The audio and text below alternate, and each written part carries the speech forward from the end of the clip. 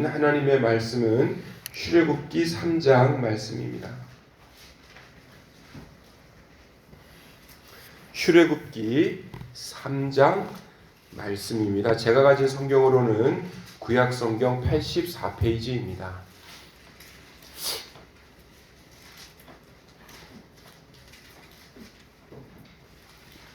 저와 여러분들께서 한 절씩 교독하시겠습니다. 모세가 그의 장인 미디안 제사장 이드로의 양떼를 치더니 그 떼를 광야 서쪽으로 인도하여 하나님의 산 호렙에 이르매 여호와의 사자가 떨기나무 가운데로부터 나오는 불꽃 안에서 그에게 나타나시니라. 그가 보니 떨기나무에 불이 붙었으나 그 떨기나무가 사라지지 아니하는지라. 이에 모세가 이르되 내가 돌이켜 가서 이 큰 광경을 보리라. 떨기나무가 어찌하여 타지 아니하는고 하니 그때에 여호와께서 그가 보려고 돌이켜 오는 것을 보신지라. 하나님이 떨기나무 가운데서 그를 불러 이르시되 모세야 모세야 하시매 그가 이르되 내가 여기 있나이다. 하나님이 이르시되 이리로 가까이 오지 말라. 내가 선 곳은 거룩한 땅이니 내 발에서 신을 벗으라. 또 이르시되 나는 내 조상의 하나님이니 아브라함의 하나님, 이삭의 하나님, 야곱의 하나님이 하나님 배웠기를 두려워하여 얼굴을 가리매 여호와께서 이르시되 내가 애굽에 있는 내 백성의 고통을 분명히 보고 그들이 그들의 감독자로 말미암아 부르짖음을 듣고 그 근심을 알고 내가 내려가서 그들을 애굽인의 손에서 건져내고 그들을 그 땅에서 인도하여 아름답고 광대한 땅, 젖과 꿀이 흐르는 땅, 곧 가나안 족속, 헷 족속, 아모리 족속, 브리스 족속, 히위 족속, 여부스 족속의 지방에 데려하노라. 이제 가라. 이스라엘 자손의 부르짖음이 내게 달하고 애굽 사람이 그들을 괴롭히는 학대도 내가 보았으니 이제 내가 너를 바로에게 보내어 너에게 내 백성 이스라엘 자손을 애굽에서 인도하여 내게 하리라. 모세가 하나님께 아뢰되 내가 누구이기에 바로에게 가며 이스라엘 자손을 애굽에서 인도하여 내리이까. 하나님이 이르시되 내가 반드시 너와 함께 있으리. 내가 그 백성을 애굽에서 인도하여 낸 후에 너희가 이 산에서 하나님을 섬기리니 이것이 내가 너희를 보낸 증거니라. 모세가 하나님께 아뢰되 내가 이스라엘 자손에게 가서 이르기를 너희의 조상의 하나님이 나를 너희에게 보내셨다 하면 그들이 내게 묻기를 그 이름이 무엇이냐 하리니 내가 무엇이라고 그들에게 말하리이까. 하나님이 모세에게 이르시되 나는 스스로 있는 자이니라. 또 너는 이스라엘 자손에게 이같이 이르기를 스스로 있는 자가 나를 너희에게 보내셨다 하라. 하나님이 또 모세에게 이르시되 너는 이스라엘 자손에게 이같이 이르기를 너희 조상의 하나님 여호와 곧 아브라함의 하나님, 이삭의 하나님, 야곱의 하나님께서 나를 너희에게 보내셨다 하라. 이는 나의 영원한 이름이요 대대로 기억할 나의 칭호니라. 너는 가서 이스라엘의 장로들을 모으고 그들에게 이르기를 여호와 너희 조상의 하나님 곧 아브라함과 이삭과 야곱의 하나님이 내게 나타나 이르시되 내가 너희를 돌보아 너희가 애굽에서 당한 일을 확실히 보았노라. 내가 말하였거니와 내가 너희를 애굽의 고난 중에서 인도하여 내어 젖과 꿀이 흐르는 땅 곧 가나안 족속, 헷 족속, 아모리 족속, 브리스 족속, 히위 족속, 여부스 족속의 땅으로 올라가게 하리라 하셨다 하면 그들이 내 말을 들으리니 너는 그들의 장로들과 함께 애굽 왕에게 이르기를 이브리 사람의 하나님 여호와께서 우리에게 임하였은즉 우리가 우리 하나님 여호와께 제사를 드리려 하오니 사흘 길쯤 광야로 가도록 허락하소서 하라. 내가 하노니 강한 손으로 치기 전에는 애굽 왕이 너희가 가도록 허락하지 아니하다가 내가 내 손을 들어 애굽 중에 여러 가지 이적으로 그 나라를 친 후에야 그가 너희를 보내리라. 내가 애굽 사람으로 이 백성에게 은혜를 입히게 할지라 너희가 나갈 때에 빈손으로 가지 아니하리니 여인들은 모두 그 이웃 사람과 및 자기 집에 거류하는 여인에게 은폐물과 금폐물과 의복을 구하여 너희 자녀를 꾸미라. 너희는 애굽 사람들의 물품을 취하리라. 아멘. 우리가 3장을 보았는데요. 이 3장 안에 중요한 내용이 뭐가 들어가 있냐면 그 신학교 시절에 이 구절은 꼭 외워야 돼. 여러분 그 구절이 몇 절일까요? 퀴즈. 14절, 15절입니다. 하나님이 모세에게 이르시되, 한번 읽어볼까요? 하나님이 모세에게 이르시되 나는 스스로 있는 자이니라. 또 이르시되 너는 이스라엘 자손에게 이르기를 스스로 있는 자가 나를 너희에게 보내셨다 하라. 아멘. 모세가 조상인 아브라함처럼 양떼를 치는 목자가 되었습니다. 원래 그 모세의 원래 직업이 뭐였을까요? 모세의 원래 직업. 지금 그 하나님께서 모세를 이렇게 만나 주셨는데 양치기 목자를 만나 주신 거잖아요. 그렇죠? 이거 하기 전에, 양치기 하기 전에 그 했었던 그 직업이 있었죠. 뭐였을까요? 이집트 왕자. 네, 그 이집트에서 왕으로 있었습니다. 이집트 곧 애굽 왕자의 신분에서 한순간에 애굽인을 죽인 그러한 살인자의 역사가 모세의 역사였습니다. 또한 동족 히브리인에게 배척을 받아서 급기야 애굽에서 도주해서 미디안에서 목자의 신분으로 전락이 되었습니다.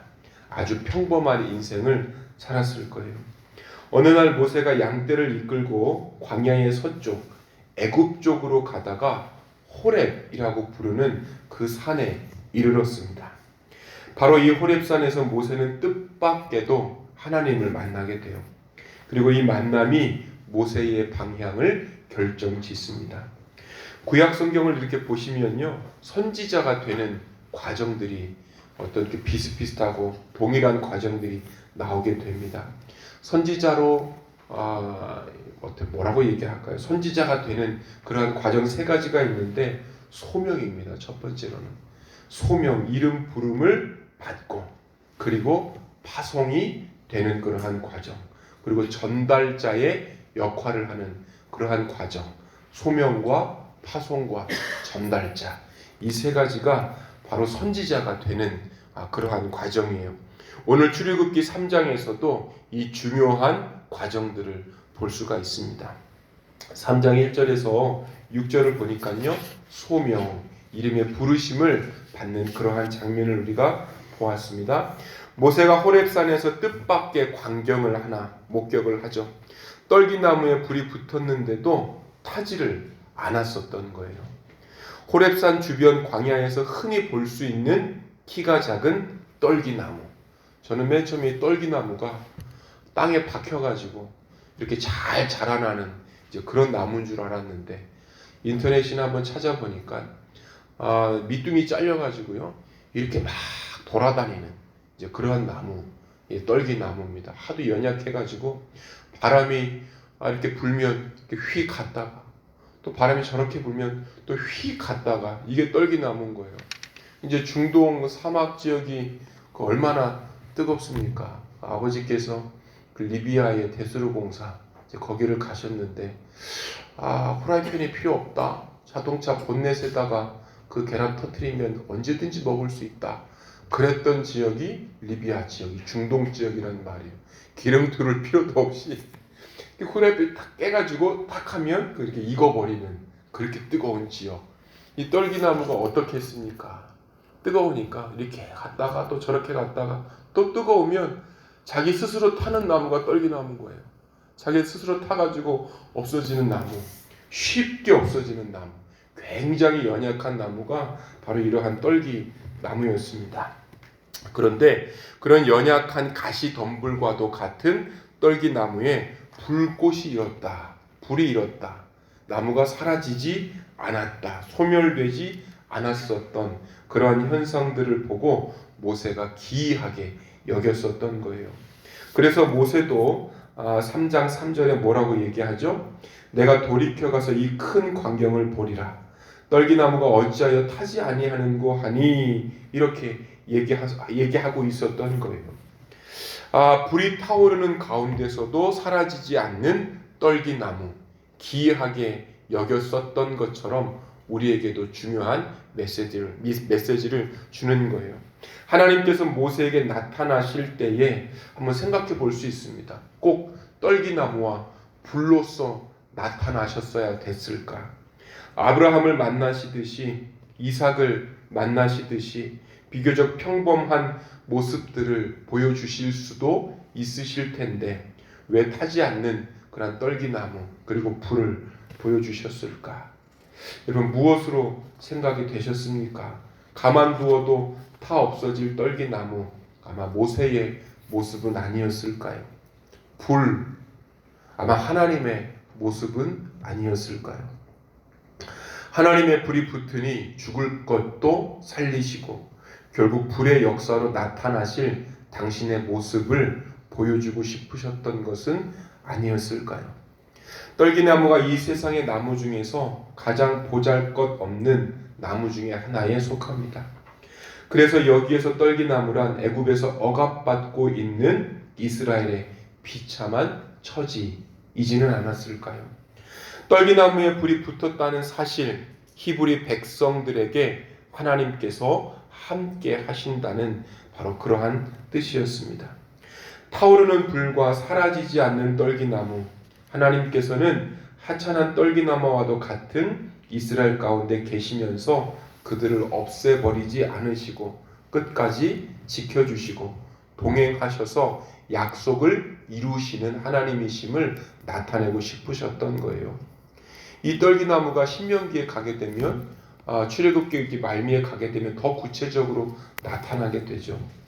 장막 칠 곳을 찾으시고 밤에는 불로 낮에는 구름 기둥으로 너희의 행할 길을 지시하시는 그런 하나님의 모습도 우리가 기억하고 있습니다.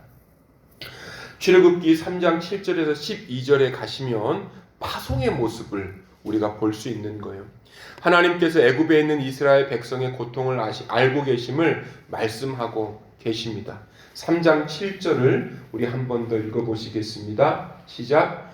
여호와께서 이르시되 내 백성의 고통을 분명히 보고 그들이 그들의 감독자로 말미암아 부르짖음을 듣고 그 근심을 알고. 우리 8절도 한번 읽어보시겠습니다. 내가 내려가서 그들을 애굽인의 손에서 건져내고 그들을 그 땅에서 인도하여 아름답고 광대한 땅, 젖과 꿀이 흐르는 땅, 곧 가나안 족속, 헷 족속, 아모리 족속, 브리스 족속, 히위 족속, 여부스 족속의 지방에 데려가러 하노라. 파송의 모습을 우리가 성경 속에서 볼 수 있죠. 하나님께서는요, 괴로움을 당하고 있는 자, 고아와 과부의 울음소리를 들으셨습니다. 그러한 고난받는 자들의 부르짖음을 들으셨을 뿐만 아니라 그 문제를 해결하려고 모세를 부르셨던 거예요. 내가 내려와서 그들을 애굽인의 손에서 건져내고, 여기서 하나님의 내려오심 3장 8절인데요. 하나님께서는 언제나 하늘에만 계셔야 되신다는 이러한 사람들의 고정관념들을 무너뜨립니다. 다른 신들처럼 높은 곳에 계시면서 우리를 이래라 저래라 하는 그러한 하나님, 그러한 신이 아니라 본래 높은 곳에 계셨음에도 불구하고 고통받는 백성들 때문에 내려오시는 하나님, 동행하시는 하나님, 우리와 함께 계시고 구원하시는 하나님이심도 우리가 알 수 있는 거예요. 하나님께서 출애굽기 3장 10절을 보니까요, 바로 이스라엘 백성을 구원하는 일을 위해서 모세를 부르시고 애굽에 파송하시는 모습을 보게 됩니다. 이러면 이렇게 파송을 하시면서 하나님께서 하셨던 약속, 하셨던 그 언약 또 한번 기억하게 하시면서 무엇을 약속하시냐면 내가 너와 함께 하겠다라고 하는 이것을 약속하시는 거예요. 다른 말로 하면 여러분, 우리에게 비전을 주시고 사명을 주시고 이거 한번 해봐 라고 이렇게 주님 말씀하시면 야 해봐 잘해 여기서 끝. 절대 그러한 모습은 없습니다. 야 내가 도와줄게, 내가 함께 할 테니까 해봐, 너가 너무 필요해. 반드시 이렇게 함께 하시는 하나님의 모습이 있음도 우리가 알 수 있는 거예요. 그런데 하나님께서 누군가에게 말씀하시면, 부탁하시면 인간들은 보통 어떻게 하죠? 내가 누구고 한데. 여러분, 모세의 응답인 거예요. 내가 누구고 한데 나 못합니다. 나 입이 뻣뻣한 자입니다. 그 이제 출애굽기 4장부터 가시면 바로에게 선 아론과 그리고 모세의 모습을 보실 수 있으실 텐데, 나는 말이 뻣뻣하고 우둔한 자입니다라고 분명히 얘기했음에도 불구하고 바로 앞에서 모세만 얘기해요. 사도행전 7장에 가시면 스데반께서 모세의 그 행적에 대해서 얘기하시는데 온갖 지혜와 말에 출중한 자라 그랬어요. 그럼에도 불구하고 하나님께서 일을 맡기시니 이미 우울증에 빠졌었던, 이미 힘들 대로 힘들어 버렸었던 이 모세의 응답이 어땠다고요? 내가 누구간데 하나님 나 못하겠습니다. 여러분, 하나님께서 일을 맡기시면 반드시 무엇이 따라온다고요? 동행하시는 하나님의 모습이 있다. 우리 그거 믿고 가는 것입니다. 인류를 구원하시는 하나님의 사역, 우리 인간들과 함께 하시는 하나님의 사역입니다. 하나님께서 함께 일하는 사람들, 흠이 없고 충분히 준비된 자, 온전한 자를 사용하시지 않으셨던 거예요. 온전한 상태가 아니셨던 거예요. 여러분, 이때 당시에 모세를 한번 보세요. 광야에 몇 년 있었죠? 40년 있었단 말이에요. 어떤 상태로 있었죠? 나는 살인자야, 도망자야, 이런 상태로 있었단 말이에요. 얼굴이 알려지기라도 하면 나는 언제든지 죽을 수 있어. 그래서 아마 제가 모세였다면 망토 같은 것들로 40년간 얼굴을 가렸을 것 같아요. 제가 모세였다면 먼지 같은 것들로 얼굴에다가 다 묻혔을 것 같아요. 나는 모세가 아니야. 그런데 하나님께서 정확하게 모세를 찾으시고 말씀하시죠. 모세야, 모세야. 2번 말씀하시는 거예요. 아셨다는 거예요. 로마서 5장 8절을 가시니까요, 하나님께서 우리를 속량하시고 구원하셨던 당시의 우리의 모습을 보니 여전히 죄인이었다라고 하는 그러한 말씀을 우리가 기억하고 있습니다. 작았던 사람들, 연약했던 자들을 일으켜 세우셔서 함께 동행할 테니 해봐, 이렇게 얘기하시는 하나님이 바로 우리의 하나님이십니다. 출애굽기 3장 13절에서 14절을 가니 하나님의 계시도 있음을 우리가 발견할 수 있습니다. 하나님의 부르심을 받은 후에 모세가 던졌었던 첫 번째 질문, 내가 누구관데? 라고 얘기하고 있었던 거예요. 그리고 2번째 질문이 있는 거예요. 당신은 누구십니까? 모세가 감히 하나님의 이름을 묻고 있습니다. 이에 대한 하나님의 대답, 야훼, 나는 나다 라고 하나님께서 말씀하셨습니다. 여기서 나는 나다 라고 하는 하나님의 이름이 주는 뜻은 무엇일까요? 나는 일하는 하나님입니다. 스스로 있는 하나님입니다. 활동하는 하나님입니다. 너희 하나님의 백성을 위하여 일하시는 하나님이신 거예요. 하나님의 이름이 명사가 아니라 동사인 것. 하나님께서는 정의될 수 없는 하나님이십니다. 이러한 정의될 수 없는 하나님이 언제 정의되시죠? 예수님 때에 정의되시는 거예요. 나는 길이다. 나는 진리다. 이런 식으로 예수님 때에 더 명확하게 정리가 되는 거예요. 여러분, 이처럼 하나님께서는 하나님의 백성들의 고통을 보시고 구원하시려고 친히 이 땅에 오셔서 우리와 함께 하십니다. 죄악에서 건져주셔서 새 생명과 자유를 주셨습니다. 바로 이러한 은혜를 깨닫고 오늘도 감사하며 여전히 동행하시는군요, 여전히 함께 하시는군요 라고 하는 그러한 믿음의 고백을 가지고 하루를 살아가시는 여러분 한 분 한 분 되시기를 소망합니다. 기도하시겠습니다. 사랑과 은혜의 하나님, 감사와 찬송을 올려드립니다. 하나님, 오늘도 우리의 사명을 기억하게 하시고 하나님, 오늘도 우리에게 주신 주님의 비전을 더욱 명확하게 알게 하여 주옵소서. 그리고 혼자 할 수 있는 것이 아니라 하나님께서 같이 하신다라고 하는 그런 명확한 사실 가운데에 기쁨으로 비전과 사명의 길을 걸어가게 하여 주옵소서. 우리 이 시간 월요일로서 개인과 가정, 자녀를 놓고 위해서도 우리 한 번 더 기도하며 나아가시겠습니다.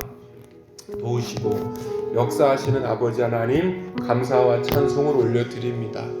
하나님 그렇습니다. 각자에게 주신 하나님의 비전, 각자에게 주신 하나님의 마음, 각자에게 주신 하나님의 음성들, 깨달음들을 정확히 알아 오늘도 비전의 길들, 사명의 길들, 맡겨주신 일들을 잘 감당하는 새날들을 살아갈 수 있도록 주께서 함께하여 주시옵소서. 하나님 우리의 가정도 주님 앞에 올려드립니다. 우리의 자녀들도 주님 앞에 올려드립니다. 하나님 그렇습니다.